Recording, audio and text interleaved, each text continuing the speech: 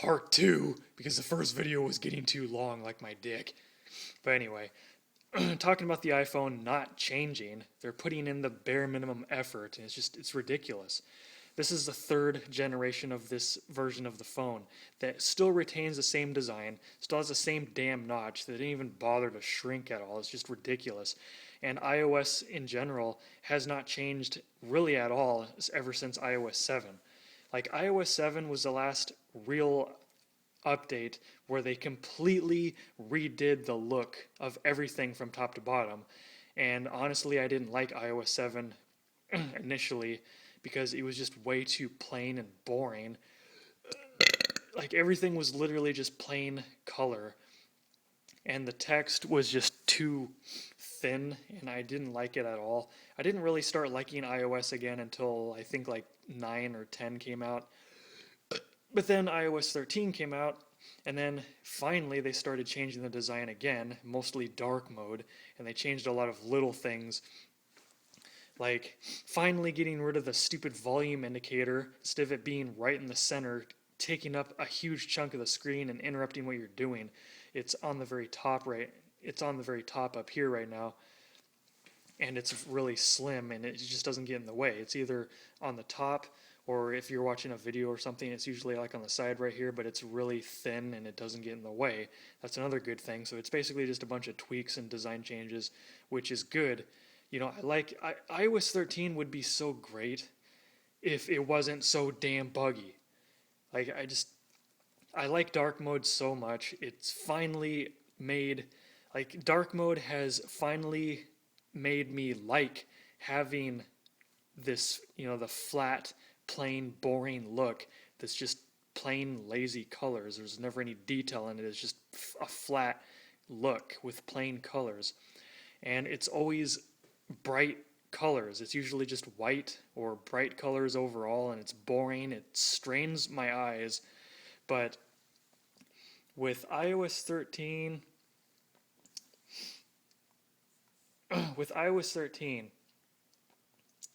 this is basically what it looks like. Like, everything is black, and it just looks so much better. It's the first thing that has finally, you know, made me actually enjoy, you know, I really like having a plain, you know, just a plain look that's, you know, just boring color, because with the dark mode, it looks good. But with white, you know, with the white mode, it's an eye strainer. It doesn't look good. I don't like the look of it at all. I much prefer the old 3D kind of look from like iOS 6 and earlier. If it's going to be like, you know, bright colors and stuff like that, I prefer the old-fashioned 3D look. But if we're going to have a flat, plain kind of look that's just color like this, I would prefer a dark mode like this. And this makes me like it even more than the old 3D look. I mean, I wouldn't say I like it more. I would probably say I like it about the same. You know, I like dark mode, you know, the modern dark mode with everything flat colors, and I like the old-fashioned thing where everything was 3D and had a lot more detail and textures and everything. I'd say I like that and dark mode, you know, I like about the same. But the thing that, you know, that's annoyed me pretty much ever since the iPhone 6 came out is, again, they are so lazy. They don't change anything anymore. They make such minimal changes to the look.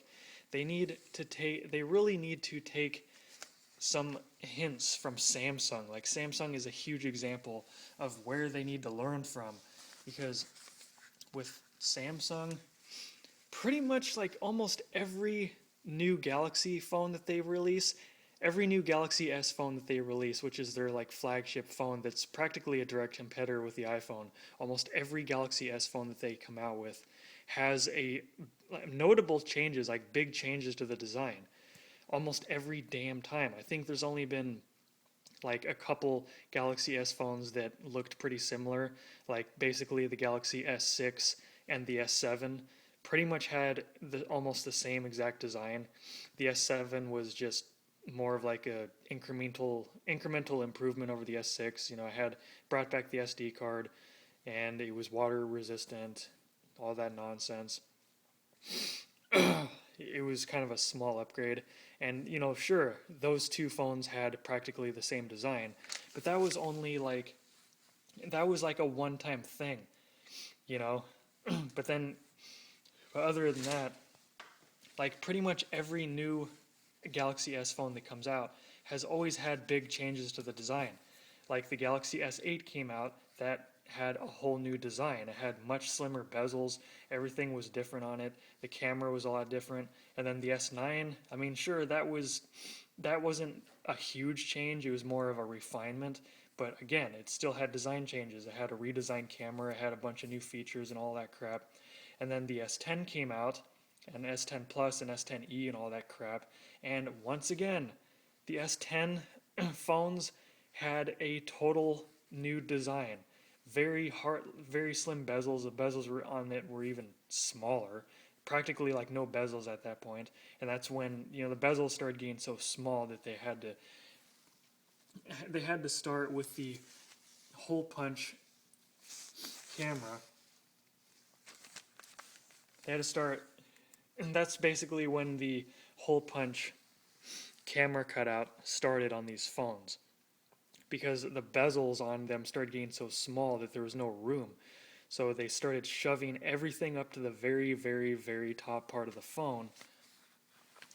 And then, you know, since the cameras obviously wouldn't fit, it would look awkward having a slight little cutout on the top. So they just kind of had it centered here. Well, with the S10 it was over to the corner, and they just had it down like right here, and it was kind of a cutout that went through the screen. But now obviously it's in the center and it's a bit smaller. But yeah, like with the S10, it was again a whole new design. It was like an actual noticeable design change. So when you got the new phone, people that saw you with it would actually think, "Oh wow, you got the new phone." It wouldn't be like an iPhone where it doesn't matter if you have an iPhone X or an XS or an 11 or an 11 Pro. Like the majority of people that see you with it, they're not going to know which one it is. They're just going to assume, oh, you might, is it the iPhone X? Oh, is it the iPhone 11 Pro? They're not going to know unless like you flip your damn phone over. The only way they're going to tell is if they see that it has the redesigned camera on the back. Otherwise, like if you just set your phone down or you're using your phone like this and, you know, someone sees you with it, they're probably going to think, oh, is that the iPhone X? No, bitch, it's the 11 Pro. But are they going to know that? No. I mean, nobody can tell. The front of the phone looks identical to the iPhone XS and the iPhone X. What the fuck? It's never like that with Galaxy S phones and Note phones because they change the design so much more and they're always trying to improve the design more. They're much more innovative. Like, why doesn't Apple do that anymore? I don't understand. Like, even with the Galaxy S20 phones, comparing it to the S10 phones, once again, they did a big redesign. They changed everything around. The bezels are practically non-existent on those phones now. They redesigned the camera. They made the display and everything. 120 hertz refresh rate. I mean, do I really need to say more? They've done so much more changes. So if you get the S20 over the S10 or whatever, it's going to feel like you actually are getting a new phone, and people see you with it, they're going to know, oh, you got the new phone, because it actually looks different, unlike these damn iPhones where they only change the design every 3 years. Why can't they change the design like every year, or at least every other year like how they used to? Like, give us some excitement. When the iPhone 11 Pro came out and I had the XS Max, it was a bore fest. Like, it's like, why? It looks like the same damn thing.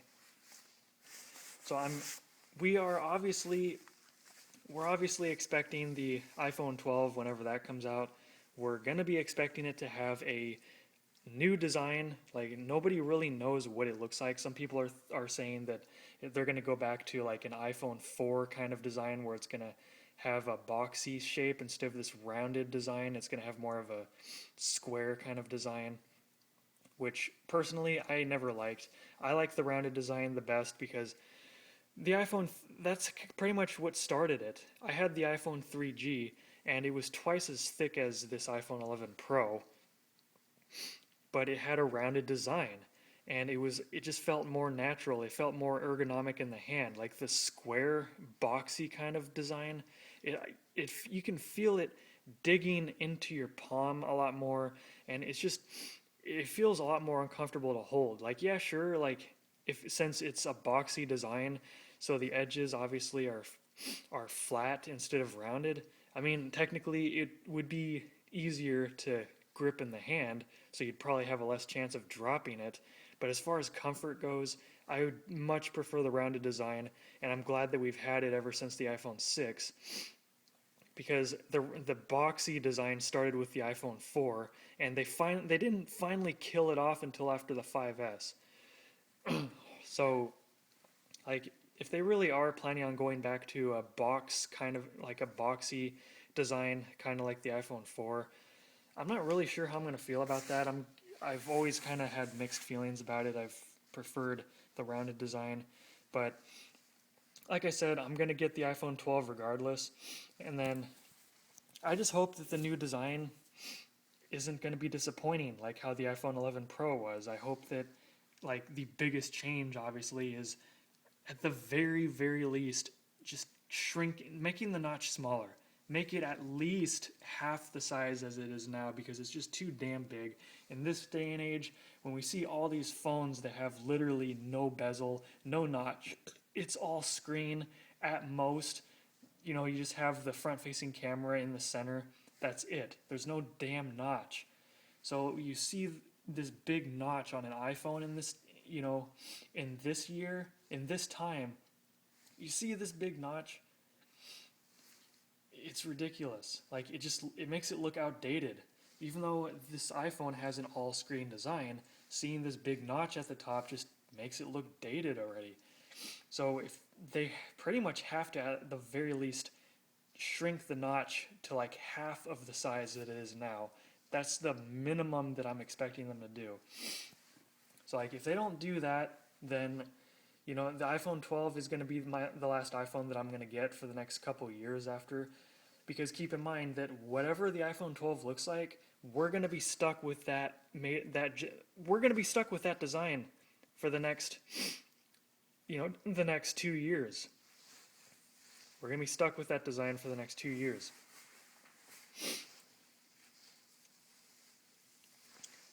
So that's why I'm hoping that it's not going to be disappointing. You know, I mean, I like the design, but, you know, I just can't stress it enough. Get rid of the damn notch. If they can just get rid of the notch or shrink it, then damn, like, I would have absolutely no complaints about the design. So I know they're probably going to do that with the iPhone 12. So yeah, I mean, I'm getting it either way. But yeah, like, because I mostly like to have the latest iPhone every year just so I can have the latest performance and the latest camera, because obviously I use the iPhone primarily for those two things. I use it for speed, playing a lot of games. Like, I play a ton of games and I like to have them at the highest graphics settings. So that's the main reason why I'm getting the iPhone 12. And so I can have the latest camera, because the iPhone 12 or 12 Pro or whatever they're going to call it is going to hopefully have that time of flight sensor that should have been on this damn thing. But whatever, you know, that's just typical Apple for you. They always purposely hold off on these dumb features that should have been on the iPhone already, but they deliberately hold it off and wait until they can put it in the next year's iPhone, just so they can continue to have more stuff to put in the iPhone and to keep things fresh. But it's like, it's just so stupid. Why do they deliberately want to continue? They keep deliberately wanting to be behind all the time. Like, they're always cheaping out on the amount of RAM that they put in there. They're always cheaping out on all the, you know, some of these features that have been out on a lot of other phones for at least a couple years. And it just makes me wonder why. Like, why do they like having this reputation of, you know, wanting to be behind most of the competition all the time? Like, the only thing that they're really ahead of the competition on is the processor speed and usually the camera. The camera is pretty hard to beat, even though there's a couple other Android phones out there that have a camera that's just as good as this, if not a little bit better. But still, I mean, the camera and the processor speed, that's really the only two big things that they have an advantage of over the majority of the competition.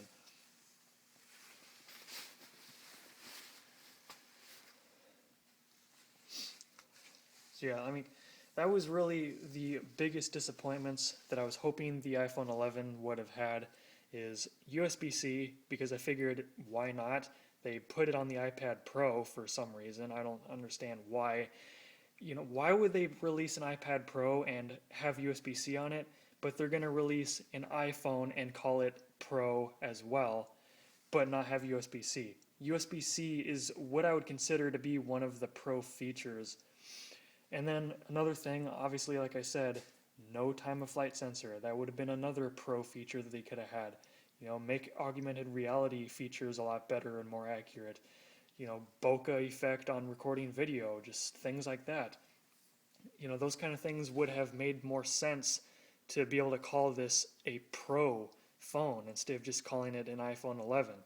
Calling it an iPhone 11 Pro doesn't really make much sense. Why do they call it Pro, even though there's hardly anything Pro about it? Well, apparently there's three things. One, the cameras, which are kind of a setback. I don't understand why they even mentioned the cameras being part of the Pro performance. And then number two, the processor. But again, that just seems kind of stupid because, for the past several years, the iPhone has always had the fastest processor of any phone anyway. Why is that even relevant of calling it a Pro? And then supposedly the final one is the screen. It has a Pro screen that supposedly has the same technology as the MacBook Pros, but honestly, from day-to-day use, it looks literally no different than my XS Max that I had, or even the iPhone X. Like, maybe it looks a little bit better than the iPhone X, but coming from an XS that I had, like, it looks the same. The screen looks absolutely no different. I don't get it. Why are they saying that the screen is part of calling this iPhone Pro the iPhone Pro? It just doesn't make any sense. It would have made a lot more sense calling it the iPhone 11 Pro if they would just, at the very least, had those couple features: USB-C, time of flight sensor on the back, and maybe, can't stress this enough, but shrunken the notch a little bit. I don't even think that the Face ID is any faster. I think they claimed that it was like 20 or 30% faster or something. Honestly, I'm not seeing it. I've been using this for several months now, and it's about the same speed overall as my XS Max. There's really hardly any difference. But anyway, this video is long enough. I'm rambling on a lot more than I wanted to because I'm really tired and I don't even know what the hell I'm talking about. I'm pretty much on autopilot right now. I'm just talking out my ass and probably don't even know what the hell I'm saying. I'm gonna wind up watching this video and being like, what the hell am I even saying? Because I'm half asleep right now. So stay tuned for more videos. See you, folks.